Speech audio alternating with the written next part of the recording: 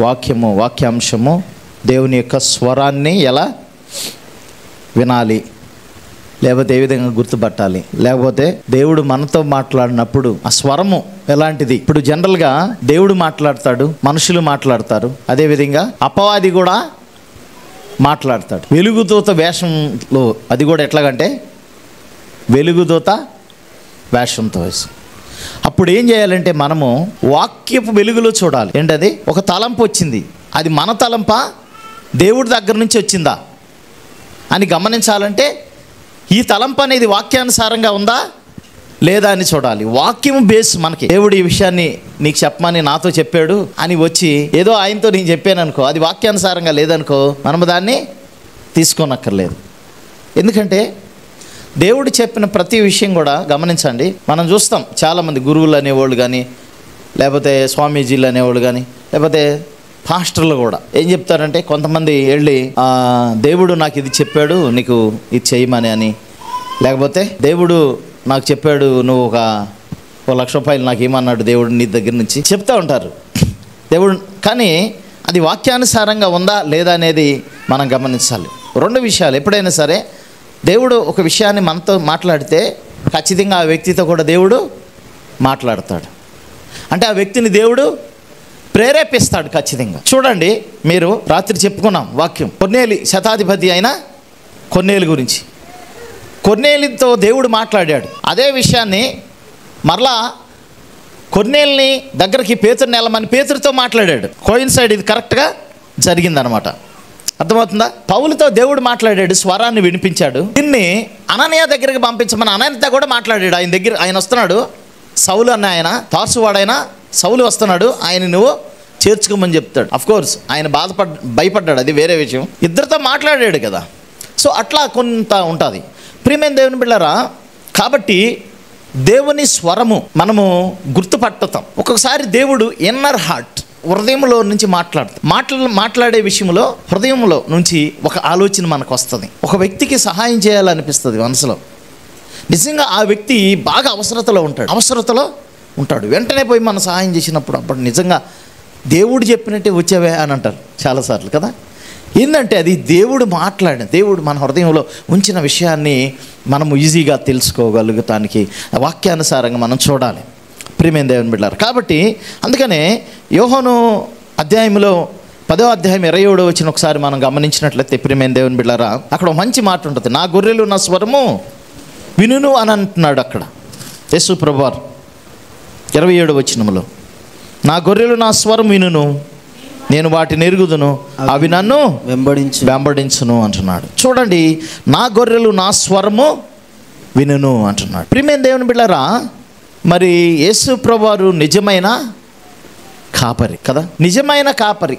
ఆయన నా గొర్రెల కొరకు నేను ప్రాణము పెట్టాను అంటున్నాడు. నా గొర్రెల కొరకు నేను ప్రాణం పెట్టానన్నాను. నిజంగా కాపరైనా నాయకుడైనా ఎవరైనా సరే గొర్రెల్ని విడిచిపెడతాడా? గొర్రెల్ని విడిచిపెడతాడా? అంతేకాదు, ఆ స్వరాన్ని కూడా ఈజీగా మనం పసిగట్టడానికి అవకాశం ఉంటుంది, గుర్తుపెట్టడానికి. ప్రియమైన దేవుని బిడ్డలారా, కాబట్టి మరి ఈ లోకంలో అనేక రకాలైన స్వరాలను మనం వింటూ ఉంటాం. ఒక్కొక్కసారి అపవాది కూడా ప్రేరేపణ కలిగిస్తాడు. మనం గమనించినట్టయితే ఆది కాండంలో మనం చూస్తాం. దేవుడు ఏం చెప్తాడంటే వారికి, ఆది కాండంలో మనకు అందరికి తెలిసిన విషయం, ఒక సృష్టిలో అన్ని చేసిన తర్వాత ఒక విషయం చెప్తాడు. ఇక్కడ ఈ మధ్య చెట్లలో ఒక చెట్లు ఉంటుంది, ఆ చెట్లో ఉన్న పండు మాత్రం నువ్వు తినవద్దు, తినవన నువ్వు నిశ్చయముగా చచ్చేదవని ప్రభువారు అక్కడ చెప్పారు. తను చెప్పినప్పుడు దేవుడు చెప్పాడని వీరు ఆలకించాలి కదా. మళ్ళీ సెకండ్ ఆప్షన్ ఎందుకు వీళ్ళకి? అపవాది వచ్చాడు. అపవాది వచ్చి ఏం చెప్తున్నాడు? తినొచ్చు, ఇది తినమనా నువ్వు చక్కగా నీ కళ్ళు తెరవబడతాయి, మంచి చెడ్డలు అనేవి దేవుడిలాగా దేవదూతలాగా నీకు తెలిసి పడుతుంది అని చెప్పి దేవుడు ముందు చెప్పాడు కదా. వీళ్ళేం చేశారు? మరలా ఇంకో స్వరం ఎందుకు అవసరమా? నిజంగానే ఆ పండు తీసుకున్నారు, సైతాను మాటిని అపవాది మాటిని పండు తినేసిన వెంటనే ఏమైంది? మరణం వచ్చేసింది లోకంలోనికి. అంటే వెంటనే చనిపోలేదు, అంటే అర్థమైంది, ఆత్మీయ మరణం అనేది సంభవించింది మనిషికి. కాబట్టి ప్రియమైన దేవుని బిడ్డలారా, దేవుడు మనతో మాట్లాడుతున్నప్పుడు మనము డిజోబీట్ చేయొద్దు. దేవుడు ఎట్లా మాట్లాడతాడు? ఈ దినాల్లో ఎట్లా మాట్లాడుతూ ఉన్నాడు? వాక్యం ద్వారా మాట్లాడుతున్నాడు దేవుడు. ఇక్కడ సంఘ కాపరి తెలియజేశాడు, ఈరోజు మనం ఎప్పుడైనా సరే వాక్యం వినటానికి సిద్ధపడి రావాలి. అందుకనే సిద్ధపడి వస్తే, సిద్ధపడి అంటే ఏంటి? యేసుప్రభువు చెప్పిన ఉపమానాల్లో భూమిని బాగా దున్ని సదును చేసి మెత్తన చేసినప్పుడు అప్పుడు విత్తనాలు వేసి నీళ్లు పెడితే ఈజీగా మొలకెత్తుతుంది, ఫ్రూట్స్ ఇస్తుంది కదా. అట్లాగే ప్రియమైన దేవుని బిడ్డలారా, మనము ఏదేదో మనసులో పెట్టేసుకుని ప్రపంచం అంతా వ్యర్థమైన స్థితి అన్నీ మనసులో పెట్టేసుకుని ఇంకా వాళ్ళు అన్నారు, వీళ్ళు అన్నారు, ఎట్లా అన్నారు, ఏదో బాధలు ఉండి ఇక్కడికి వచ్చి కూర్చున్నాం అనుకో, మనసు అంతా అక్కడే తిరుగుతూ ఉంటుంది. ఇక్కడ వాక్యం ఏం చెప్తా ఉన్నా కానీ మనం వాక్యం హృదయంలోనికి రాదు. అనేక సార్లు మనం హెచ్చరిక చేస్తూ ఉంటాం కదా, అమ్మో దేవుడు ఈ హెచ్చరిక నాతో చేశాడేమో ఈరోజు అని మనం గ్రహించాలి. గ్రహించినప్పుడు దానికి లోబడాలి. అందుకనే యాకోబు రాసిన పత్రిక మనకు అందరూ తెలుసు. యాకోబులో చెప్తాడు, 1వ అధ్యాయము యాకోబు, తీయండి అమ్మా, యాకోబు 1వ అధ్యాయము 26 వచనం. ఎవడైనను నోటికి కళ్ళెము పెట్టుకొనక తన హృదయమును మోసపరుచుకొను. ఒక నిమిషం, 22వ వచనం నుంచి చదువుకుందాం. మీరు వినువారు మాత్రమై ఉండి మిమ్మును మీరు మోసపుచ్చుకొనకుండా వాక్య ప్రకారము ప్రవర్తించువారునై ఉండుడి.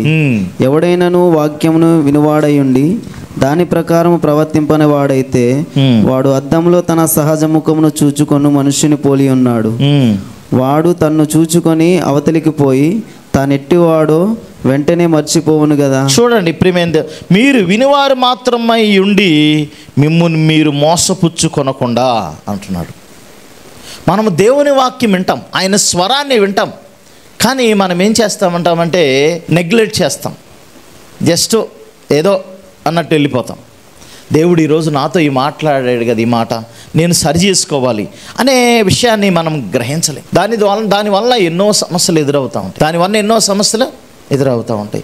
చాలాసార్లు చెప్తాం, మీరు నమ్మి బాప్తిసం పొందాలి అని చెప్తాం. ఎన్నిసార్లు చెప్పినా మనం బాప్తిసం పొందాం, రక్షించబడ్డాం, మారు మనసు పొందాం. దానివల్ల ఏమవుతుంది? సడన్గా మనకి అపాయం మన మీదకి వచ్చినప్పుడు మనం ఏం చేయగలుగుతాం? దేవుడు ఎన్నో అవకాశాలు ఇచ్చాడు. మారు మనసు పొంది రక్షణ పొందడానికి దేవుడు ఎన్నో అవకాశాలు ఇచ్చాడు సరి చేసుకోమని, కానీ మనం సరి చేసుకోం. కాబట్టి ప్రియమైన దేవుని బిడ్డలారా, దాని వలన ఎన్నో నష్టాలు జరుగుతూ ఉంటాయి కదా. దేవుడు అనేక సార్లు అనేక విధాలుగా మరి మాట్లాడుతూ ఉంటాడు, కానీ మనం నిర్లక్ష్యం చేస్తూ ఉంటాం. మీరు వినువారు మాత్రమై ఉండి మిమ్మల్ని మీరు మోసపుచ్చుకొనకుండా వాక్య ప్రకారం ప్రవర్తించువారునై ఉండుడి. ఎవడైనా వాక్యమును వినివాడయ్యుండి దాని ప్రకారం ప్రవర్తింపవాడైతే వాడు అద్దములో తన సహజముఖమును చూచుకొను మనుషుని పోలి ఉన్నాడు అని అంటున్నాడు.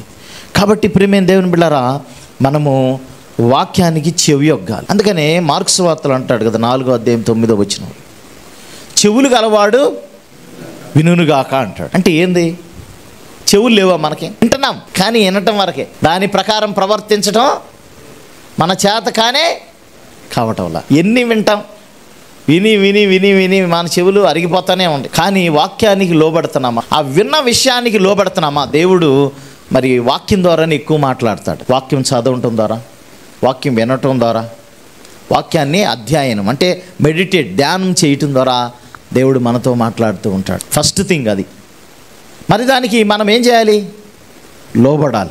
లోబడాలా లేదా? ప్రియమైన దేవుని బిడ్డలారా, అందుకనే ప్రకటన గ్రంథం 3వ అధ్యాయం 20వ వచనంలో ఆయన హృదయపు వాకిట వద్ద నిలిచుండి ఆయన తన స్వరంతో పిలుస్తున్నాడంట మనల్ని. ప్రకటన గ్రంథం 3వ అధ్యాయం 20వ వచనం, ఇదిగో నేను తలుపునొద్ద నిలుచుండి తట్టుచున్నాను, ఎవడైనను నా స్వరము విని తలుపు తీసిన ఎడల నేను అతని యొద్దకు వచ్చి అతనితో నేనును నాతో కూడా అతడును భోజనము చేయుదు. చూడండి ప్రియమైన దేవుని బిడ్డలారా, ఇదిగో నేను తలుపునొద్ద నిలుచుండి తట్టుచున్నాను, ఎవడైనా నా స్వరం విని తలుపు తీసిన ఎడల నేను అతని యొద్దకు వచ్చి అతనితో నేనును నాతో కూడా అతడును భోజనము చేయుదుము అని అంటున్నాడు. ప్రియమైన దేవుని బిడ్డలారా, చూడండి, అంటే భోజనముకి గుర్తేంటి? సహవాసం. ఏంటి అది? క్లోజ్నెస్. భోజనం ఎవరు చేస్తారు జనరల్గా? కుటుంబీకులు కదా, అందరు కలిసి కూర్చుని భోజనం చేస్తాం, కుటుంబం అయితేనే కదా. అంటే ఆయన కుటుంబంలోకి మనల్ని జాయిన్ చేసుకుంటున్నాడు. ఆయన మాటకి మనం వింటే ఆయన కుటుంబంలో మనల్ని జాయిన్ చేసుకుంటున్నాడు. ఇక ఆయన మనతో భోజనం చేస్తానన్నాడు, మనతో ఉంటానంటున్నాడు. చూడండి ఎంత గొప్ప భాగ్యం యేసయ్య మనతో ఉంటే. చూడండి ప్రియమైన దేవుని బిడ్డలారా, మరి తలుపు తడుతూ ఉన్నాడు. మనము గమనించాలి, దేవుని వాక్యం మనం వింటాం. ప్రియమైన దేవుని బిడ్డలారా, ఆయన స్వరాన్ని మనం వినలేని పరిస్థితిలో ఉన్నాం. కాబట్టి ఈరోజు దేవుడు మనకి హెచ్చరిక చేస్తూ ఉన్నాడు కదా. భక్తులు వారు ఏం చేశారు? దేవుడు మాట్లాడినప్పుడు వారు వెంటనే లోబడ్డారు. పౌలు దమస్కు దగ్గరికి వెళ్తా ఉన్న సమయంలో దేవుడు మాట్లాడుతున్నాడు. సౌలా సౌలా అని అంటున్నాడు. 9వ అధ్యాయంలో ఉంటుంది కదా. నీవు నన్నేలా హింసించుచున్నావు అని అంటాడు. అపోస్తుల కార్యంలో ఉంటుంది కదా 9వ అధ్యాయంలో 3 నుంచి 5 వచనాల వరకు మనం గమనించినట్టు చదవండి. అతడు ప్రయాణము చేయొచ్చు దమస్కు దగ్గరకు వచ్చినప్పుడు అకస్మాత్తుగా ఆకాశం నుండి ఒక వెలుగు అతని చుట్టూ ప్రకాశించెను. అప్పుడు అతడు నేల మీద పడి, సౌలా సౌలా, నీవేళ నన్ను హింసించుచున్నావని తనతో ఒక స్వరము పలుకుట వినెను. ఏమంటున్నాడు ఇక్కడ? ప్రభువారు మాట్లాడుతున్నాడు. ఒక స్వరము పలుకుట, సౌలా సౌలా అని ఒక స్వరము పలుకుట నేను విన్నాను అని అంటున్నాడు. ప్రియమైన దేవుని బిడ్డలారా, వెంటనే ఆయన లోబడిపోయాడు. ప్రభువారికి స్వరానికి లోబడ్డాడు. నువ్వు హింసించున్న క్రీస్తుని అని అంటున్నాడు. ఎవడో ప్రభువా అంటాడు ఆయన. మాట్లాడిన వెంటనే ఎవడో ప్రభువా అని అంటాడు. నీవు హింసించున్న క్రీస్తుని అని అంటున్నాడు. అంటే ఎవరిని హింసిస్తున్నాడు? సంఘాన్ని హింసిస్తున్నాడు, దేవుని పిల్లల్ని హింసిస్తున్నాడు, దేవుని పిల్లల్ని బాధ పెడుతున్నాడు. కాబట్టి నువ్వు నన్ను హింసిస్తున్నావని అక్కడ తెలియజేస్తూ ఉన్నాడు. ప్రియమైన దేవుని బిడ్డలారా, కాబట్టి దేవుని లేఖనాల్లో మరి మనం గమనిస్తాం, ఎప్పుడైతే ఆ పౌలు సౌలుతో మాట్లాడాడు, ఆయన పౌలుగా మార్చబడ్డాడు. వెంటనే అదే విషయాన్ని మనం గమనించినట్టయితే అపోస్తుల కార్యంలోనే 10 నుండి 16 వచనాలు చదువుకున్నట్టయితే అక్కడ దేవుడు అననీయతో కూడా మాట్లాడుతూ ఉన్నాడు. దేవుడు అననీయతో కూడా మాట్లాడుతున్నాడు. 10వ వచనం నుండి చదవండి. దమస్కులో అననీయ అను ఒక శిష్యుడుండెను. ప్రభు దర్శనమందు అననీయ అని అతని పిలువగా అతడు, ప్రభువా, ఇదిగో నేనున్నానెను. అందుకు ప్రభువు, నీవు లేచి తిన్నదనబడిన వీధికి వెళ్ళి యూదా అనువాని ఇంట తార్సువాడైన సౌలు అనువాడొకడు విచారించుము. ఇదిగో అతడు ప్రార్థన చేయుచున్నాడు. అతడు అననీయ అను ఒక మనుష్యుడు లోపలికి వచ్చి తాను దృష్టి పొందినట్లు తల మీద చేతులుంచుట చూచి ఉన్నాడని చెప్పాను. చూడండి ప్రియమైన దేవుని బిడ్డలారా, ఇక్కడ మనం గమనించినట్లయితే ఈ సౌలును పిలిచి సౌలుని అననీయ దగ్గరకు పంపించాడు. అననీయతో కూడా దేవుడు మాట్లాడాడు. ఆయన గురించి ప్రార్థన చేసినప్పుడు ఆయన బాప్తిసం పొందాడు. 3 రోజుల వరకు అన్నపానములు లేకుండా ఆయన అట్లాగే ఉండి ప్రార్థనలో ఉంటాడు సౌలు. ప్రియమైన దేవుని బిడ్డలారా, దేవుడి మాటకి ఎప్పుడైతే సౌలు లోబడ్డాడో పౌలుగా మార్చబడటమే కాకుండా కొత్త నిబంధనలో అన్ని పత్రికలు రాసినటువంటి వ్యక్తి పౌలు కంటే ఎవరు కూడా లేరు. నిజంగా పౌలును దేవుడు ఎంత గొప్పగా వాడుకున్నాడంటే, ప్రియమైన దేవుని బిడ్డలారా, ఆయన యేసు ప్రభువారి తర్వాత మనం గమనించినట్టయితే కొత్త నిబంధనలు అంత గొప్ప నాయకుడు ఎవరిని కూడా మనము చూడము. అందుకే దేవుని స్వరానికి మనం లోబడాలి. ఎప్పుడైనా సరే ఒకటి ఏనున్నాడు వెంకటకృష్ణ, అయ్యా ఇట్రా నీకు ఒక చేయాలనుకుంటున్నాను అని నేను చెప్పాను. మాట్లాడినప్పుడు ఆయన ఏం చేయాలి? కరెక్ట్ అదే టయానికి వచ్చాడు అనుకో, ఏమి ఇవ్వాలనుకుంటున్నాను ఆయనకి ఇస్తాను. అది ఉద్యోగం కావచ్చు, లేకపోతే డబ్బు కావచ్చు, లేకపోతే ఇంకేదైనా గ్రేట్ సహాయం కావచ్చు. ఇప్పుడు ఆయన విన్న వెంటనే విధేయత చూపించాడు అనుకో, ఆయన పొందుకుంటాడు. అదే ఎలా లేదనుకో, 2 రోజుల తర్వాత, 3 రోజుల తర్వాత, నెల రోజుల తర్వాత తెలియడుకో, అరే ఆ రోజు నేను పిలిచాను కదా, ఎందుకు రాలేదే, అది వేరే వాళ్ళకి ఇచ్చేసాను అని అంటాడు. అంటే నీకు రావాల్సింది వేరే వాళ్ళకి వెళ్ళిపోతుంది. నీ పొందే భాగ్యాన్ని వేరే వాళ్ళు పొందుకుంటున్నారు. కాబట్టి దేవుడు స్వరంతో మాట్లాడినప్పుడు ఆయనకి మనం లోబడితే దేవుడు మనల్ని గొప్పగా వాడుకుంటాడు. ఎన్నో మేలులు దేవుడు మన కొరకు దాచి ఉంచాడు. జస్ట్ ఒబే, ఇమ్మీడియట్గా ఒబే కావాలి. దేవుడు తన పిల్లల్ని ఏర్పాటు చేసుకోవటానికి దేవుడు మాట్లాడాడు. ప్రియమైన దేవుని బిడ్డలారా, మోషేతో దేవుడు మాట్లాడాడు కదా. ఆయన పొదల్లో ఉండి పరిశుద్ధాత్మ అంటే అగ్నిలాగా కాలుతాం, మోషే మోషే అని మాట్లాడుతూ ఉన్నాడు. ఆయన చూసి ఆశ్చర్యపోతాడు. వెంటనే ఇది దేవుని స్థలం అనుకుని వెంటనే తన చెప్పులు అక్కడ విడిచేయమని చెప్తాడు. దేవుడు మాట్లాడతాడు. మోషేతో దేవుడు మాట్లాడి, ఇదిగో ఐగుప్తులో నా ప్రజలందరూ కూడా బానిసత్వంలో ఉన్నారు, వారిని అందరూ విడిపించి బయటికి తీసుకురావాలి, నేను నీ నాయకుడిగా ఏర్పాటు చేస్తున్నానంటే, అయ్యో నేను నత్తివాడినానంట. ఆయన ఒప్పింపజేసి అప్పుడు ఆయన విధేయుడవుతాడు కదా. విధేయుడైన తర్వాత ఆయన ఐగుప్తులోకి వెళ్ళి నిజంగా ఐగుప్తులో బానిసత్వంలో నుంచి విడిపిస్తాడు. ప్రియమైన దేవుని బిడ్డలారా, దేవుడు కూడా మనతో మాట్లాడుతూ ఉంటున్నాడు. మరి ఎవరి దగ్గరికి నేను పంపిస్తున్నాడు? ఎవరు అక్కర్లో ఉన్నారు, ఎవరు సమస్యలో ఉన్నారు, ఎవరో రక్షణ లేకుండా ఉన్నారు, వారి దగ్గర నేను పంపించినప్పుడు, నీతో మాట్లాడినప్పుడు నువ్వు వెంటనే విధేయుడు కావాలి, విధేయురాలు కావాలి. లేదనుకో వారు నశించిపోవచ్చు. ఒక్కొక్కసారి దేవుడు మనకు ప్రేరేపణ కలిగిస్తాడు వారి గురించి ప్రార్థించేయమని. వెంటనే ప్రార్థన చేయాలి వారి గురించి. ఒకవేళ మేబీ వాళ్ళు ఆత్మహత్య చేసుకోవడానికి సిద్ధంగా ఉండొచ్చేమో అలాంటి పరిస్థితిలో వెంటనే మనం ప్రార్థన చేయాలి. ఒక్కోసారి దేవుడు మరి స్వప్నాల ద్వారా కూడా లేకపోతే దర్శనాల ద్వారా దేవుడు చూపిస్తాడు కొన్ని విషయాలు. కాబట్టి ప్రియమైన దేవుని బిడ్డలారా, మనము ప్రార్థించాల్సినటువంటి అవసరత ఉంది.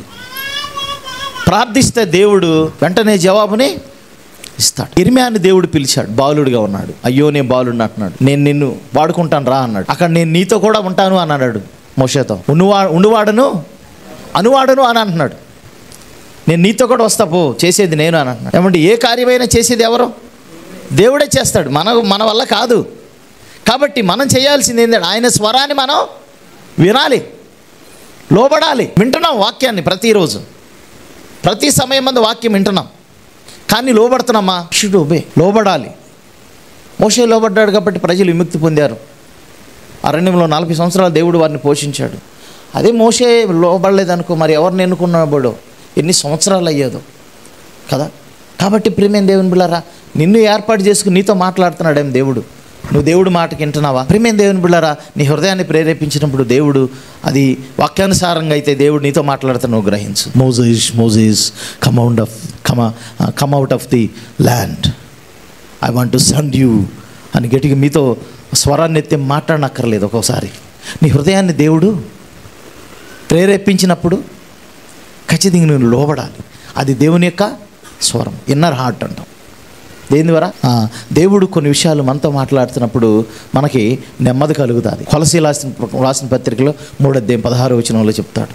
మనము దేవుడు ఒక్కొక్కసారి దేవుడు మనతో మాట్లాడినప్పుడు అంట మనకి అది దేవుని స్వరం అని ఏ విధంగా గుర్తుపట్టాలంటే, మనకి దేవుడు నెమ్మది దొరుకుతుందంట. ఏంటంట? సమాధానం అనేది దొరికిద్ది మనకి. ప్రియమైన దేవుని బిడ్డలారా చూడండి.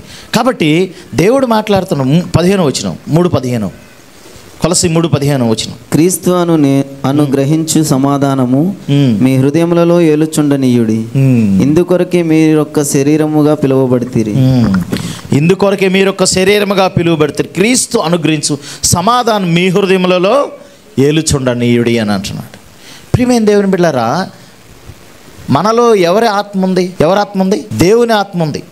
మీలో ఉన్నవారు లోకములో ఉన్నవాని కంటే గొప్పవాడని యేసుప్రభువు చెప్తున్నాడు. అందుకనే రోమీయులకు రాసిన పత్రిక 8వ అధ్యాయంలో చూడండి ప్రియమైన దేవుని బిడ్డలారా, 13వ వచనంలో 14, దేవుని ఆత్మ అందరూ నడిపింపారు, వారందరూ దేవుని కుమారులు ఎందరూ అంటున్నాడు. ఏలైనగా మరలా భయపడుటకు మీరు దాస్యపు ఆత్మను పొందలేదు గాని దత్తపుత్రాత్మను పొందితిరి. 16వ వచనం, మనము దేవుని పిల్లలు, మన ఆత్మ తానే మన ఆత్మతో కూడా సాక్ష్యం ఇచ్చుచున్నాడు అంటున్నాడు. చూడండి, మనము దేవుని పిల్లలని అని ఆత్మ తానే మన ఆత్మతో కూడా సాక్ష్యం ఇచ్చుచున్నాడు అంటున్నాడు 16వ వచనం. అంటే మనం ఎవరమే? దేవుని పిల్లలు. మనం అంటే ఎక్కడ సాక్ష్యం ఇస్తామన్నాడు? మన ఆత్మతో. ఎక్కడ? మన ఆత్మతో. గమనించాలి ప్రియమైన దేవుని బిడ్డలారా. కాబట్టి మన హృదయంలో దేవుడు ఒక విషయాన్ని ప్రేరేపించినప్పుడు అది వాక్యానుసారమైనదైతే ఖచ్చితంగా దేవుడు నీతో మాట్లాడుతున్నాడు. కొన్నిసార్లు దేవుని సేవకుల ద్వారా దేవుడు మాట్లాడతాడు. దావీదు పాపం చేసిన తర్వాత 1 సంవత్సరం వరకు ఆయన ఒప్పుకోడు పాపాన్ని. అప్పుడు నాతాన్ అనే ప్రవక్త వచ్చి ఆయన్ని హెచ్చరిక చేస్తాడు. ఒక చిన్న స్టోరీ చెప్పి హెచ్చరిక చేసినప్పుడు అంటాడు కదా, ఒక ధనవంతుడు ఉన్నారు, ఆయనకి చాలా గొర్రెలు, విస్తారమైన మేకలు ఉన్నాయి.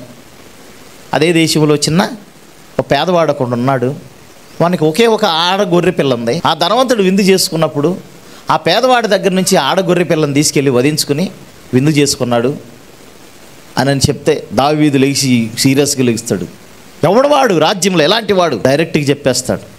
వారెవరో కాదు, యు ఆర్ ద పర్సన్, నువ్వే అని అంటాడు. అప్పుడు తెలియజేస్తాడు, నువ్వు చేసిన తప్పు నువ్వు ఒప్పుకోలేదు అని అంటాడు. అప్పుడు వెంటనే పశ్చాత్తాపడతాడు దావీదు. ప్రియమైన దేవుని బిడ్డలారా, దేవుని బిడ్డల ద్వారా కూడా దేవుడు మాట్లాడతాడు, దేవుని ప్రవక్తల ద్వారా దేవుడు మాట్లాడతాడని తెలియజేస్తా ఉంది. అనేక సార్లు మీరు చూడండి, మరి ప్రవక్తలు పాత నిబంధనలో చాలామందిని మనం చూస్తాం. అప్పుడు ప్రవక్తలు కదా దేవుడు వాడుకుంది. కొత్త నిబంధనలో వచ్చేసరికి యేసు ప్రభువారి ద్వారా దేవుడు మనతో మాట్లాడుతూ వచ్చాడు పరిశుద్ధాత్మ ద్వారా. కొత్త నిబంధనకు పాత నిబంధనలు వచ్చేసరికి ప్రవక్తలను దేవుడు పంపించేవాడు ప్రజల్ని హెచ్చరిక చేయడానికి. ఇర్మియాని, హెజ్కేల్ని, ఇంకా యెషయాని, ఇంకా చిన్న ప్రవక్తలు ఉన్నారు, ఆమోసు, ఓబద్యా, మీనా, హబక్కుకు, నహూము, జఫన్యా, జకర్యా, ఇవన్నీ చాలామంది కూడా ఉన్నారు ప్రవక్తలు, చిన్న ప్రవక్తలు. వీరందరూ కూడా దేవుడు వాడుకున్నాడు. ప్రజలను హెచ్చరిక చేశారు, పట్టణాలను కూడా హెచ్చరిక చేశారు. ముష్కరమైన పట్టణమా అని అంటాడు. సియోను అది యోనా పట్టణం గురించి హెచ్చరిక చేస్తాడు. నినివేని పోయి అక్కడ వాక్యం ప్రకటించమంటాడు. వాళ్ళ పాపం ఎక్కువైపోయింది, పాపం విడిచిపెడతారు వాళ్ళు, పోయి ప్రకటించమని చెప్తాడు. ఆయన ఏం చేస్తాడు? యోనా డిజొబీట్ చేస్తాడు. నినివే పట్టణానికి వెళ్ళమంటే ఈయన తర్షీషు పట్టణానికి వెళ్తాడు. ఆయన దేవుడు విడిచిపెడతాడా? మరలా అక్కడికి వెళ్ళేటట్టు చేశాడు. ఎట్లాగా? పడవలో వెళ్తామంటే పెద్ద అలలో తుఫాను వచ్చేస్తుంది. దీనికి కారణం ఆయనని తెలుసు, ఆ యోనాయే తెలుసు.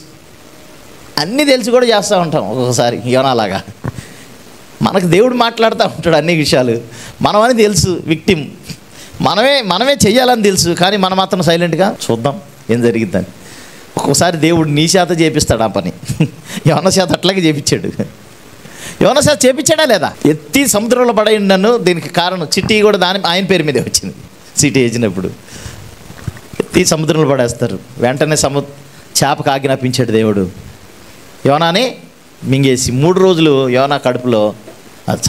యోనాని చేప కడుపులో పదిలింగా 3 రోజులు. చూడండి, చేప కడుపులో ఏదైనా అరిగిపోతుంది. మరి దేవుడు ఒక మనిషి ఉండటానికి అక్కడ వాతావరణాన్ని క్రియేట్ చేశాడు కదా మరి చేప కడుపులో. ఇప్పుడు పశ్చాత్తాపాత్మనిచ్చాడు. ఆ 3 రోజులు చాలా పశ్చాత్తాపాత్మిచ్చాడు, పశ్చాత్తాపడ్డాడు. దేవుడు కూడా కొన్నిసార్లు మనకు అనేక అవకాశాలు ఇస్తూ ఉంటాడు.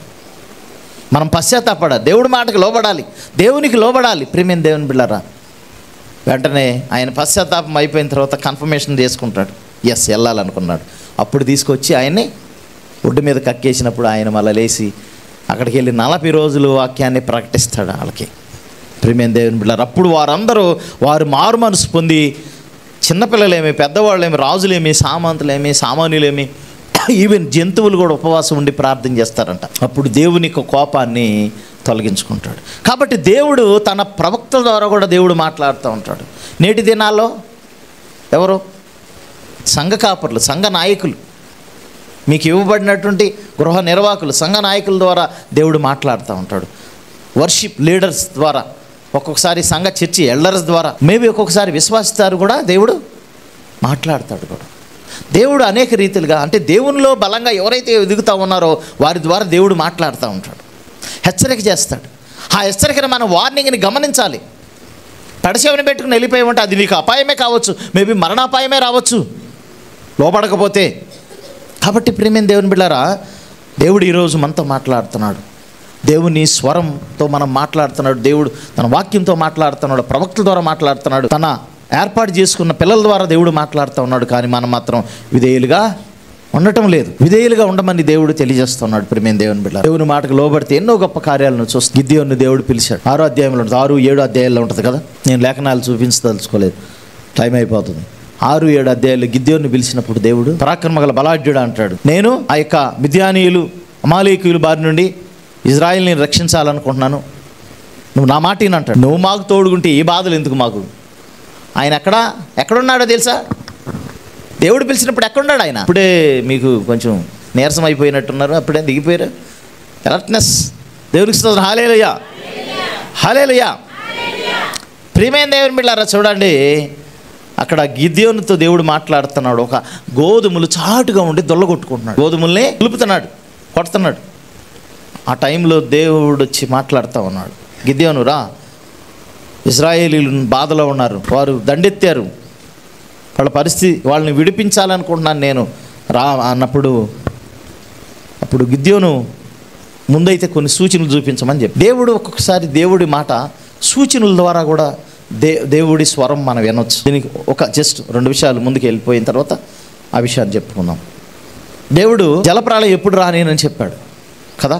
జలప్రళయం రానేని చెప్పినప్పుడు ఆ రెయిన్బో ఉంటుంది కదా, ఆకాశంలో రెయిన్బో వచ్చినప్పుడు ప్రచండ వర్షం గురిన తర్వాత రెయిన్బో వచ్చిందనుకో, దానికి గుర్తేంటి? దేవుడు మాట్లాడుతున్నాడు ఏమని, నీ మీదకి ఇంత భయంకరమైన జలప్రళయమో రానేమోనో అని చెప్తున్నాడు. దానికి గుర్తేంటి? సైన్స్ ద్వారా, అంటే సింబల్స్ ద్వారా కూడా దేవుడు మాట్లాడుతూ ఉంటాడు. ప్రియమైన దేవుని బిడ్డలారా, ఈ గిద్యోనికి కూడా కొన్ని గుర్తులు చూపించాడు. మీరు అది చదివితే తెలుస్తుంది. అంటే గొర్రెబొచ్చు మీదే మంచు కురవాలంటాడు, మళ్ళీ ఎక్కడ కురవలేదు అంటాడు. మళ్ళా గొర్రెబొచ్చు మీద కాకుండా మిగిలిన ప్లేస్ అంతా కురిసి గొర్రెబొచ్చు మీద మాత్రం మంచు కురవకూడదు అంటాడు. కొన్ని సూచనలు అనమాట. అప్పుడప్పుడు మనం కూడా టెస్ట్ పెడతా ఉంటాం కదా దేవుడిని. నాకు ఇది జరిగితే నేను నిజంగా నువ్వు ఉండవని అనుకుంటా, లేకపోతే లేదు అనుకుంటా కదా. మీరు టెస్టులు పెట్టారు దేవుడిని ఎప్పుడైనా? పెట్టారా లేదా? పెట్టే ఉంటారు సామాన్యులా మీరు. నేను కూడా పెట్టాను కాబట్టి చెబుతున్నాను, క్షమించాలి దేవుడు. ఎందుకంటే చాలాసార్లు మనం దేవుడికి టెస్టులు పెడతా ఉంటాం, చాలా గొప్పవాళ్ళలాగా, దేవుడి కంటే చాలా గొప్పవాళ్ళలాగా ఫీల్ అవుతూ ఉంటాం ఒకసారి. ప్రియమైన దేవుని బిడ్డలారా, మనం దేవుడిని టెస్ట్ పెట్టే అంత కాదు. అక్కడ గిద్యోని టెస్ట్ పెడుతున్నాడు దేవుడికి. సరే కుర్రోళ్ళే తెలియదులు పంపిద్దామని ఆయన నిజంగా సూచనలు చూపించాడు. మళ్ళా కన్ఫర్మేషన్కి వచ్చేసింది, పంపించాడు. మోషే కూడా సూచనలు చూపించాడు లేదా, కర్ర కింద పడే అంటాడు, అది పట్టుకోగానే పాము అయిపోద్ది, అమ్మో అని మళ్ళీ పట్టుకోమంటాడు, పట్టుకుంటే మళ్ళీ కర్ర అయిపోద్ది. చెయ్యి ఇక్కడ పెట్టుకుంటాడు, సంకలో పెట్టుకుంటే చెయ్యి ఎండిపోద్ది ఒక దెబ్బకి, మొత్తం చూసుకునే వామ్మో అని అంటాడు. మళ్ళీ చేయి పెట్టుకుంటాడు, చేయి పెట్టి మళ్ళీ మామూలు చెయ్యి అయిపోద్ది. సో కొన్ని చూపిస్తాడు దేవుడు. అంటే నేను నీతో ఉన్నాను, నీతో వస్తాను, నువ్వెందుకు భయపడతావు అనే దానికి కొన్ని దేవుళ్ళు చూపించాడు. అటు మోషేతో చూపించాడు, తర్వాత గిద్యోన్తో చూపించాడు. అప్పుడు కన్ఫర్మేషన్ వచ్చేస్తుంది వీళ్ళకి, ఓహో ఎస్ దేవుడు నన్ను నడిపించబోతున్నాడు అని. అట్లా దేవుడు విస్తారమైనటువంటి అమాలేకీయులు, అక్కడ ఉన్నటువంటి మిద్యానీయులు, ఇంకా చాలామంది దండెత్తి వస్తే 300 మంది చేత, ఎంతమంది? 300 మంది చేతే ఓన్లీ జయం వచ్చింది వాళ్ళకి. Only 300 people. దేవుడు ఎంత గొప్ప దేవుడు అంటే ఆయన చేయగలిగిన గొప్ప సమర్థుడు ఆయన కదా. 300 మంది చేత జయాన్ని ఇవ్వడం అంటే దాదాపు 3 లక్షల దాకా ఉంటారేమో వాళ్ళు, తెలుసు. చాలామంది 30,000 నుంచి స్క్రీనింగ్ టెస్ట్ చేసుకొచ్చాడు వాళ్ళని. 30,000 నుంచి ఇజ్రాయేలీల్ని 30,000 మంది, ఇంతమంది నాకు అక్కర్లేదంటాడు. 10,000 మందికి వచ్చింది. 10,000 మంది ఇక్కడ అక్కర్లేదు, 300 మంది చాలంటాడు. జస్ట్ 300 మంది. దేవుని కొరకు గట్టిగా పనిచేసేవాళ్ళు కొద్దిమంది ఉంటే చాలు. అర్థం కావట్లేదా? దేవుడు మాట విన్నవాళ్ళు 1,00,000 మంది ఉంటే ఉపయోగం ఏముంది? ఇజ్రాయేలీల సమూహం లాగా ఎంతమంది ఉన్నారు? 6 లక్షల కాలబలం బయటకు వస్తే యెహోషువ కాలేబే ఎప్పుడు చూసినా ఎస్ బాస్ అంటారు. మోషేకి అనుకూలంగా దేవుడికి అనుకూలంగా ఎంతమంది ఉన్నారు? మిగిలిన అందరూ వ్యతిరేకిస్తూనే ఉంటారు. కోరాహు, ప్రధానులు, దాతాను, అభిరాము, ఈ గుంపు వీళ్ళందరూ వ్యతిరేకిస్తూనే ఉన్నారు. కానీ కోరాహు కుమారులు మాత్రం దేవునికి విధేయులుగా ఉన్నారు. ప్రియమైన దేవుని బిడ్డలారా, కాబట్టి గమనించాలి. మరి దేవుడు చెప్పినప్పుడు దేవుని మాటకు లోబడిన వారిని దేవుడు గొప్పగా వాడుకుంటాడు. తద్వారా వారి ద్వారా ఎన్నో అద్భుతాలు, ఆశ్చర్యకార్యాలు దేవుడు చేస్తాడు. ప్రజలకి క్షేమం జరుగుతుంది. నిజమైన సేవకుని ద్వారా, నిజమైనటువంటి కాపరి ద్వారా, నిజమైనటువంటి ప్రవక్త ద్వారా, నిజంగా దేవుడి మాటకు లోబడే వారి ద్వారా దేవుడు గొప్ప కార్యాలు చేస్తాడు. కాబట్టి ప్రియమైన దేవుని బిడ్డలారా, మనం గమనిద్దాం. దేవుని స్వరం నువ్వు వింటున్నావా? దేవుని మాటకు లోబడుతున్నావు? అసలు వినాలంటే మనకు వాక్యం చదివితేనే. రోజు చదువుతున్నారు ఆ వాక్యం. మీరు ఈరోజు వాక్యం ఎంతమంది చదివారు?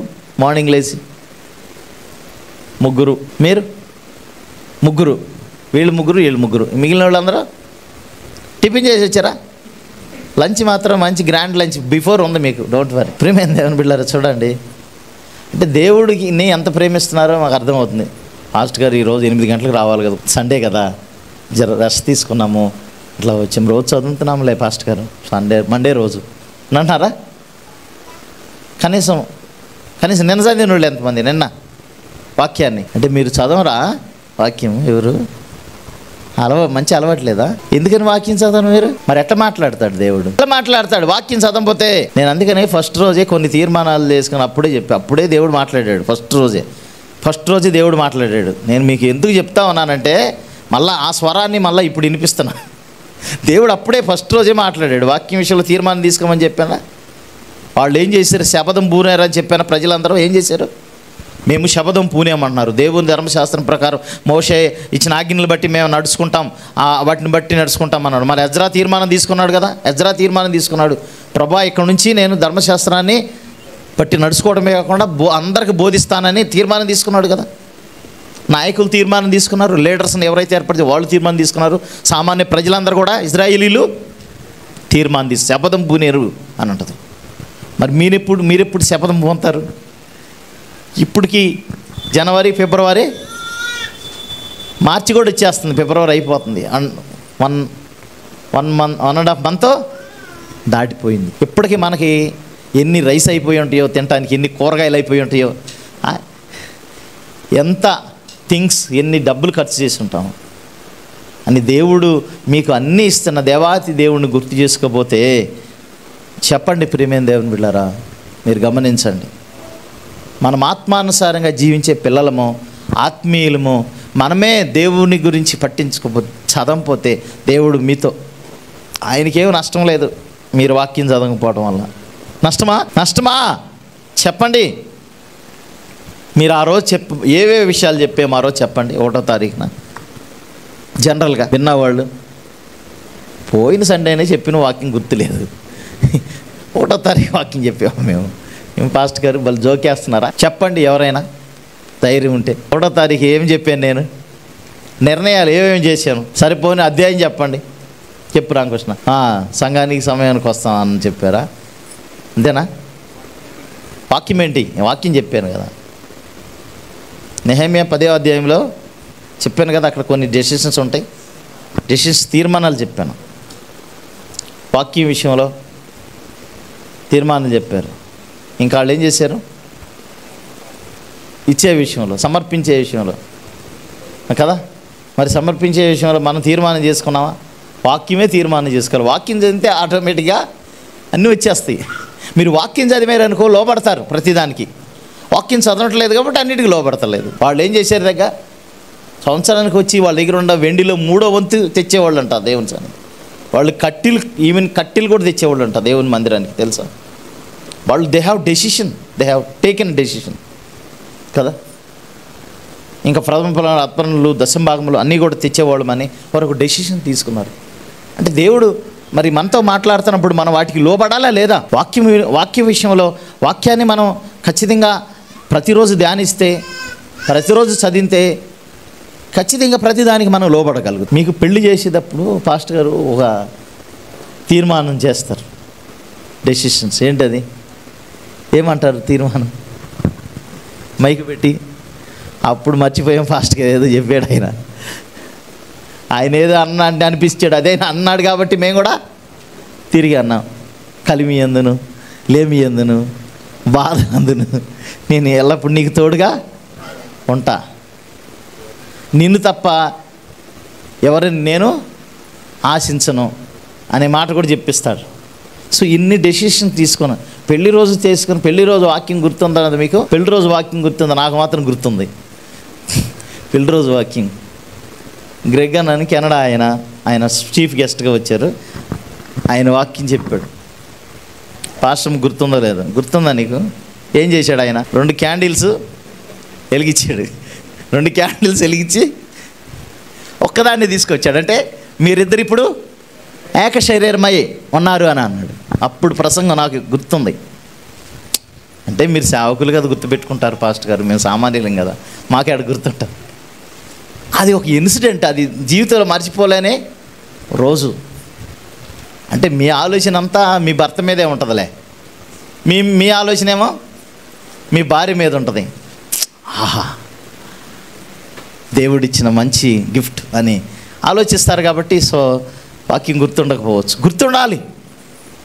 కాబట్టి ప్రియమైన దేవుని బిడ్డలారా, ఆ వాక్యములో చాలా నిబంధనలు ఉంటాయి. అవి అన్నీ కూడా మనం పాటించడానికే దేవుడు తెలియజేస్తూ ఉంటాడు, హెచ్చరిక చేస్తూ ఉంటాడు. అందుకనే భార్యాభర్తల విషయంలో వాక్యం ద్వారా అనేక సార్లు హెచ్చరికలు చేస్తూ ఉంటాడు. ఎందుకని? అది దేవుడు మనతో మాట్లాడటమే. నీ భర్తకు లోబడమ్మా, అంటే లోబడతలేదు కాబట్టి దేవుడు ఆ విషయాన్ని మళ్ళా గుర్తు చేస్తున్నాడు. ప్రియమైన దేవుని బిడ్డలారా, గమనిద్దాం. మనము దేవునికి ప్రాధాన్యత ఇవ్వాలి. మరి నువ్వు దేనికి ప్రాధాన్యత ఇస్తున్నావు? దేవునికి ఇస్తున్నావా, లేకపోతే ఈ లోకంలో ఉన్నట్టు వాటికి ప్రాధాన్యత ఇస్తున్నావా? దేవుడు అనేక రీతిలుగా మాట్లాడుతున్నప్పుడు మనము ఆయన మాటకి ఖచ్చితంగా లోబడాలి. చిన్నపిల్లవాడే దేవుడి మాటకు లోబడ్డాడండి. 1 సమూయేలు 3వ అధ్యాయంలో మనం గమనించినట్లయితే 1 సమూయేలు 3వ అధ్యాయము నీవు పండుకొని 9వ వచనం. నీవు పోయి పండుకొమ్ము, ఎవరైనాను నిన్ను పిలిచిన యెడల యెహోవా నీ దాసుడు ఆలకించుచున్నాడు, ఆజ్ఞమ్మని చెప్పుమని సమూయేలుతో అనగా సమూయేలు పోయి స్థలమందు పండుకొనెను. తర్వాత యెహోవా ప్రత్యక్షమై నిలిచి ఆ రీతిగా సమూయేలు సమూయేలు అని పిలువగా సమూయేలు నీ దాసుడు ఆలకించుచున్నాడు, ఆజ్ఞ ఇమ్మనెను.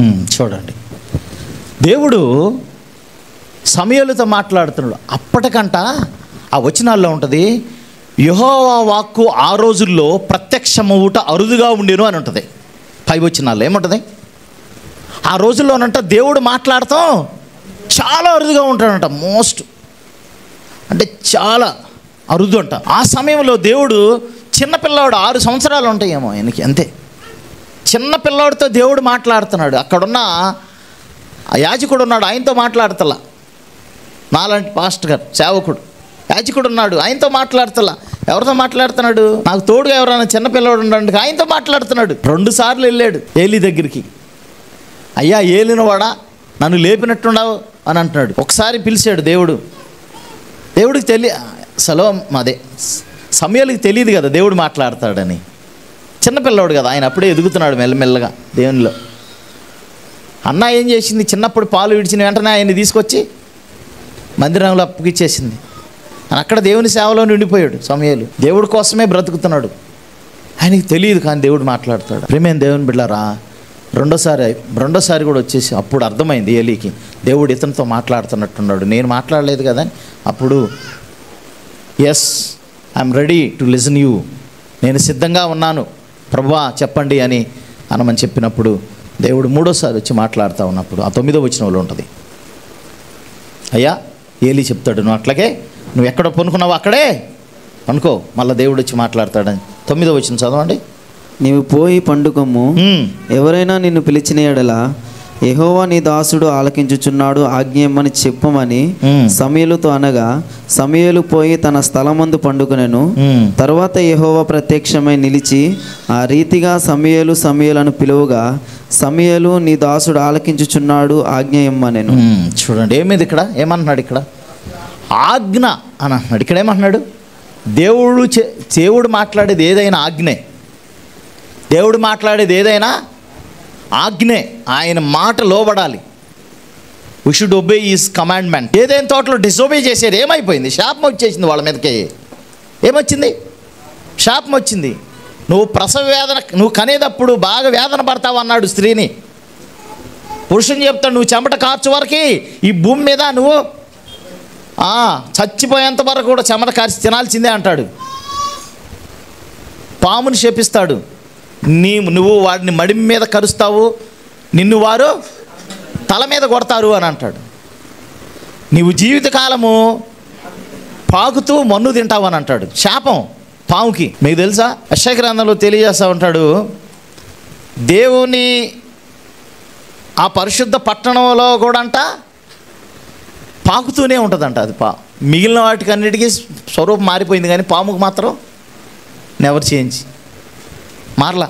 అది పాకుతానే ఉందంట అప్పుడు కూడా. అంటే ఎద్దు సింహం 2 కలిసి మేస్తున్నాయి దేవుని పరిశుద్ధ పట్టణంలో. ఎద్దు సింహం కలిసి మేస్తున్నాయి కానీ పాము మాత్రం పాకుతూనే ఉందంటాడు. ఆ శాపం నిలిచిపోయింది దానికి. కాబట్టి మరి మనుషుడు చేసిన దానికి ఈ చెట్లన్నీ ముళ్ళతప్పులు మొలిచినాయి అంట. ఆ భూమి సరైన పంటనే ఇవ్వలేదు, సారం కోల్పోయిందంట. మళ్ళా దేవుడు దయగలిగినోడు కాబట్టి అక్కడ ఉంటుంది, దేవుడు మళ్ళా వర్షాన్ని ఇచ్చాడు అని, భూమి మరలా ఫలించింది. కాబట్టి ప్రియమైన దేవుని బిడ్డలారా, మనం గమనిద్దాం. ఒకసారి డిజోబీడ్ మనం చేస్తే, దేవుడి మాటకు లోబడకపోతే ఎన్ని అనర్థాలు జరుగుతాయో తెలీదు, ఎన్ని ప్రాబ్లమ్స్ వస్తాయో తెలీదు. కాబట్టి దయచేసి ప్రతి సమయంలో మీరు దేవుని మాటకు లోబడటానికి ప్రయత్నం చేయండి.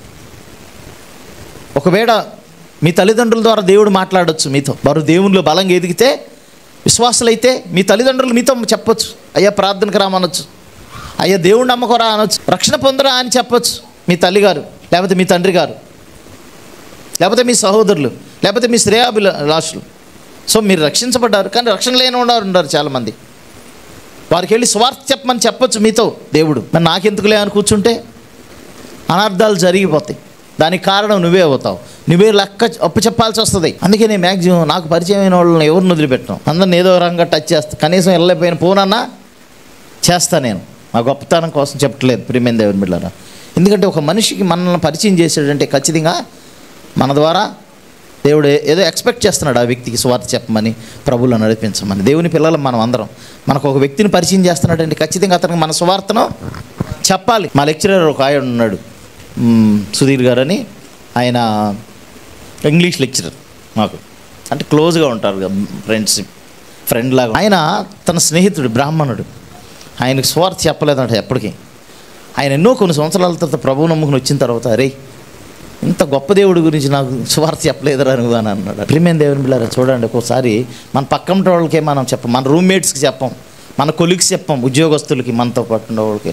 ఎక్కడికి వెళ్ళిన తర్వాత అతను మరలా ఎవరు చెప్తే సువార్త, అతను రక్షణ పొందిన తర్వాత ఆ గొప్ప మేలు పొందుకుంటున్నప్పుడు, అరే రూములో ఇన్ని రోజులు ఉండవు, ఏ రోజైనా చెప్పామంటారు నాకు, నువ్వు ఉద్యోగం నాతో కలిసి చేసావు కదా, వైండింగ్ తిరిగి సహ ఉద్యోగి కదా, వైండింగ్ ఇంకేమో ఉంటాయి కదా మీకు ఎస్ఎన్ఆర్లో, బోల్ట్ ఫిట్టింగ్ కదా, ఇవన్నీ. అరే నాతో పాటు మన ఇద్దరం కలిసి చేసాం. ఎప్పుడన్నా ప్రభు గురించి ఒక్క మాట అన్నా చెప్పేమంటారా? ఎప్పుడన్నా ఇన్విటేషన్ ఇచ్చేవా అని వాళ్ళు చెప్పకముందే మీరు చెప్పండి. చెప్తారా చెప్పరా? చెప్తే ఏమని అనుకుంటారేమో, క్రిస్టియన్స్ అంటే దగ్గరికి రానిరేమో. ఎహెస్కేల్లో ఉంటుంది. ఎహెస్కేల్తో దేవుడు చెప్తాడు, ఏమంటాడు? ఎహెస్కేలు చక్కగా నిలబడు, నువ్వు ఎక్కడున్నావు? ముళ్ళ తుప్పల్లోనూ బ్రహ్మదండి చెట్ల మధ్య నువ్వు వెళ్తా ఉన్నావు అని అంటాడు. ఆయన నువ్వు భయపడొద్దు అంటాడు. వాక్యం చెప్పడానికి భయపడకూడదు, వాక్యం చెప్పడానికి భయపడద్దు, ధైర్యంగా ముందుకు వెళ్ళాలి, చక్కగా నిలబడాలి. చక్కగా నిలబడతాం ఏంటంటే, చక్కగా నిలబడటం అంటే చక్కగా నిలబడు, నేను నీతో మాట్లాడతాను అన్నాడు ఎహెస్కేలుతో దేవుడు. అంటే ఏంది అర్థం? చక్కగా నిలబడతాం అంటే ఏంటి? ధైర్యంగా ఉండాలి, ప్రవర్తన మార్చుకోవాలి. చక్కగా అంటే ఏంటి? చక్కగా నిలబడటం అంటే ఏంది అర్థం? మన ప్రవర్తనను మార్చుకోవాలి, వాక్యానుసారంగా జీవిస్తూ ఉండాలి. అప్పుడు దేవుడు మనల్ని వాడుకుంటాడు, అప్పుడే దేవుడు మనల్ని బలపరుస్తాడు. కాబట్టి ప్రియమైన దేవుని బిడ్డలారా, ఈ సమయంలో అందుకనే భక్తుడైనటువంటి తిమోతికి రాస్తూ అంటాడు పౌలు, వాక్యం అనంట చూడండి 16-17 వచనాల్లో, 2 తిమోతి 3 అధ్యాయం 16-17 వచనాల్లో ఉంటుంది. దైవజనుడు సన్నద్ధుడై ప్రతి సత్కారమునకు పూర్ణముగా సిద్ధపడి ఉండునట్లు దైవవశము వలన కలిగిన ప్రతి లేఖనమును ఉపదేశించుటకును, ఖండించుటకును, తప్పుదిద్దుటకును, నీతి యందు శిక్షణ చేయుటకును ప్రయోజనకరమై ఉన్నది. చూడండి, వాక్యము ఎప్పుడైనా సరే ప్రతి సత్కార్యమునకు పూర్ణముగా సిద్ధపడి ఉన్నట్లు దైవావేశం వలన కలిగిన ప్రతి లేఖనము ఉపదేశించాలి అంటున్నాడు. దేవుడు నీకు దైవావేశం అంటే ఏంది అర్థం? అక్కడ దేవుడు నీకు ప్రేరణ కలిగించినప్పుడు నువ్వు మౌనంగా ఉండొద్దు. ఏమంటున్నాడు ఇక్కడ? పూర్ణంగా సిద్ధపడి. ఎట్లా వినాలి? Be prepare.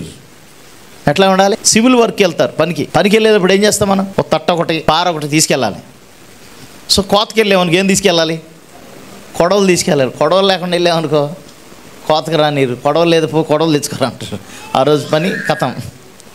బట్టి పనికి వెళ్ళామనుకో గుణపం అంటారు కదా పెద్ద, పార, పులుగు 2 ఉండాలి. సో ఆయుధాలు కదా. అట్లాగే సిద్ధపడి వెళ్తేనే పని జరుగుతుంది.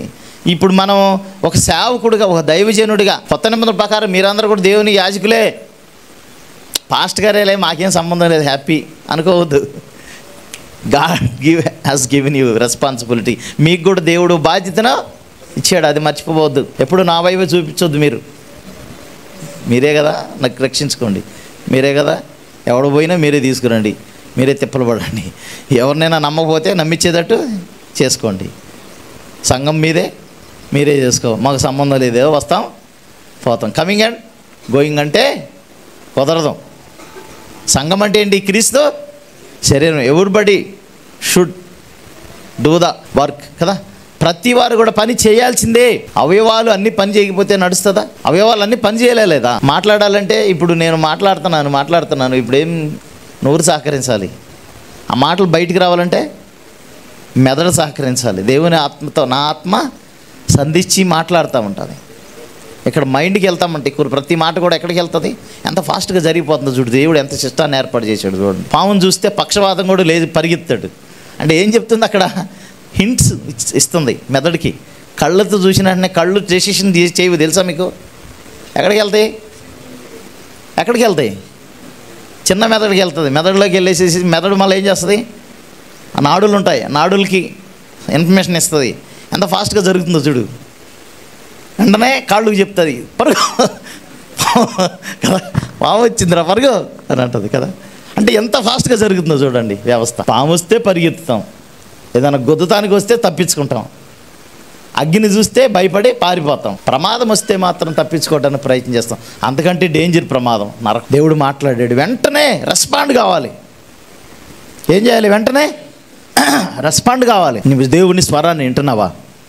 ఈరోజు దేవుడు మాట్లాడుతున్నాడు. ప్రేమైన దేవుడు, నేను వాక్యాన్ని ముగించిపోతాను. దేవుని స్వరాన్ని నువ్వు వింటున్నావా? గిదియోని అన్నాడు, లోబడ్డాడు, కార్యాలు జరిగినాయి కదా. కాబట్టి ప్రేమైన దేవుని బిడ్డారా, దేవుడు మనతో మాట్లాడినప్పుడు దేవుడు స్వరాన్ని కొన్నిసార్లు కొన్ని హింట్స్ పెట్టుకుంటాం మనం కదా, కొన్ని అవే సూచనలు. అబ్రహాము తన సేవకుడైన ఎలియాజర్ను తన కుమారుడైన ఇస్సాకు భార్యను తీసుకురమ్మని పంపిస్తాడు.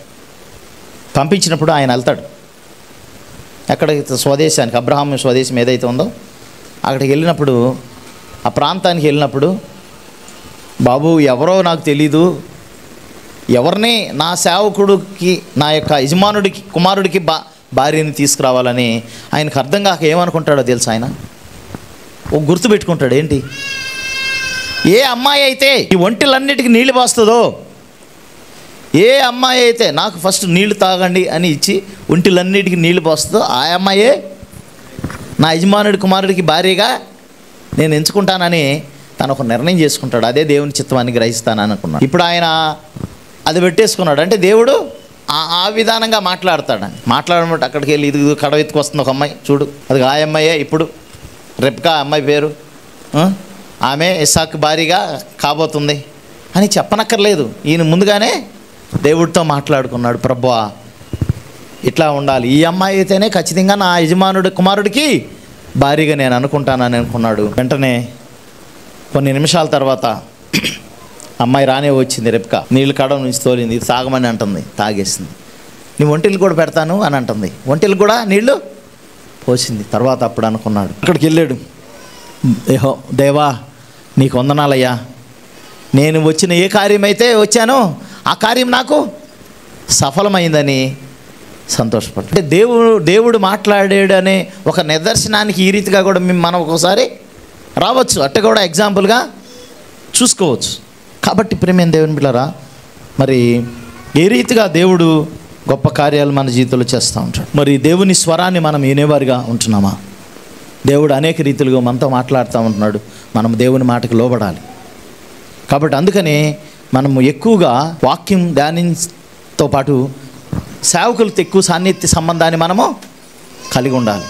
విశ్వాసంలో బలంగా ఎదిగే వాళ్ళతో సాన్నిధ్య సంబంధము కలిగి ఉండాలి.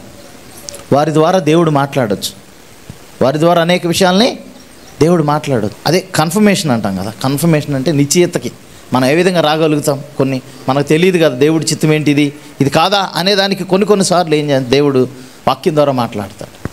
సేవకుడు చెప్తాడు, నువ్వు మనసులో దేవుడు ఒక విషయాన్ని ఇది చేయాలి అనుకుంటున్నావు, ఈ ఉద్యోగం చేయాలనుకుంటున్నావు, లేకపోతే ఇది చేయాలనుకుంటున్నావు, నీ మనసులోకి వచ్చింది అనుకోండి, అదే విషయాన్ని దేవుడు వాక్యం ద్వారా మాట్లాడుతున్నాడు సేవకుని ద్వారా. వెంటనే మరలా అదే విషయాన్ని ఇంకో వ్యక్తి, ఒక విశ్వాసి ఎవరన్నా అదే విషయాన్ని మళ్ళీ చెప్తాడు. అప్పుడు మనకు కన్ఫర్మేషన్ వస్తుంది, ఓహో ఇదే విషయాన్ని నేను ఫలాగా ఉద్యోగం చేయాలనుకున్నాను, లేకపోతే ఫలానా బిజినెస్ ప్రారంభించాలనుకున్నాను. కాబట్టి నాకు కన్ఫర్మేషన్ అనేది వచ్చేసింది. అటు వాక్యం ద్వారా దైవసేవకుడు చెప్పాడు, అటు నా ఫ్రెండ్ చెప్పాడు, నా ఇంటి వాళ్ళు కూడా చెప్తున్నారు, ఇదే విషయాన్ని చెప్తా ఉన్నారు. కాబట్టి మనకు అప్పుడు కన్ఫర్మేషన్కి వచ్చేసేయాలి, దేవుడు నాతో మాట్లాడుతున్నాడు, ఇదే చేయమంటున్నాడు అని మనం కన్ఫర్మేషన్కి వచ్చేసేయాలి.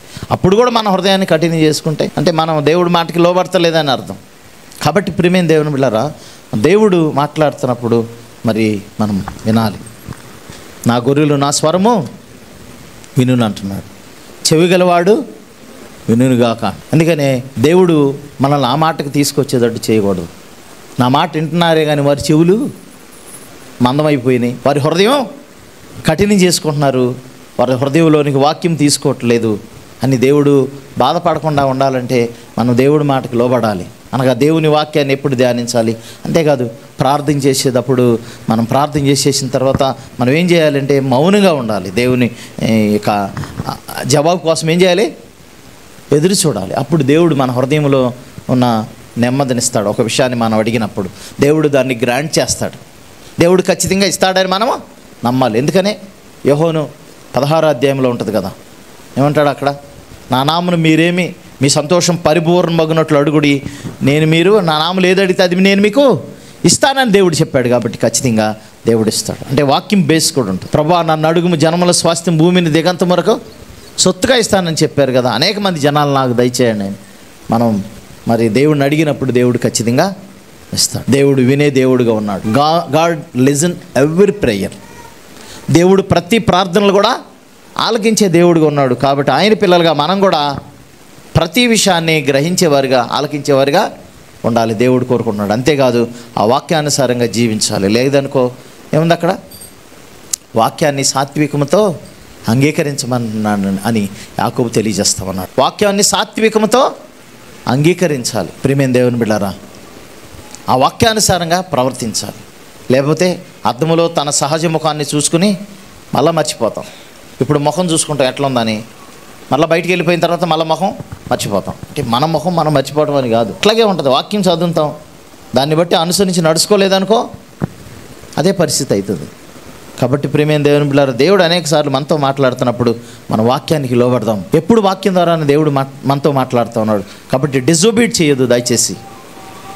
అవిధేయత చూపించొద్దు. అవిధేయత చూపించిన వాళ్ళు ఎన్నో పరిస్థితులు ఎదుర్కొన్నారు, భయంకరమైన పరిస్థితులు ఎదుర్కోవాల్సి వచ్చింది. కాబట్టి దేవునికి విధేయులుగా ఉందాం, దేవుడి మాట విందాం. దేవుడి పరిశుద్ధ వాక్యం దీవించును గాక. ఆమేన్. ప్రార్థన చేసుకుందాం. మమ్మల్ని మిక్కిలిగా ప్రేమించిన ప్రియ పరలోకపు తండ్రి, ప్రభువా మీరు అనేక రీతిలుగా మాతో మాట్లాడుతున్నప్పుడు మీ స్వరమును, మీ మెల్లని స్వరమును వినేవారిగా ఉండాలి తండ్రి. మీకు వందనాలు చెల్లిస్తున్నాం ప్రభా. తద్వారా మీరు మాట్లాడినప్పుడు ఆ మాటకు లోబడి ఆ వాక్యానుసారంగా జీవించే వారికి ఉండాలి తండ్రి. సహాయం చేయండి ప్రభా. మీరు మాతో ఏం మాట్లాడుతున్నాడో ఆ విషయాలను మేము చేయవారిగా ఉండాలి. సహాయం చేయమని ప్రార్థన చేస్తున్నాం. కృప చూపించండి. అప్పుడే మేము మీ వాక్య వెలుగులో గొప్ప ఆశీర్వాదం పొందుకోగలుగుతాం ప్రభా. మీకు వందనాలయ్య. ప్రియ బిడ్డల్ని ఆ రీతిగా వాక్యం వారి హృదయాలతో మీరే మాట్లాడేసి అందించి తండ్రి, ఆత్మ తానే మన ఆత్మతో మాట్లాడతాడని బైబిల్ చెప్పన్నట్టు తండ్రి మీకు వందనాలయ్యా. మాతో అనేక విషయాలు చెప్తున్నప్పుడు మేము లోబడేటట్లు కృప చూపించండి. అటు మనసును మా అందరికి దయచేసి దీవించమని యేసు పరిశుద్ధ నామమున అడిగి వేడుకుని ప్రార్థన చేస్తున్నాం తండ్రి. ఆమెన్.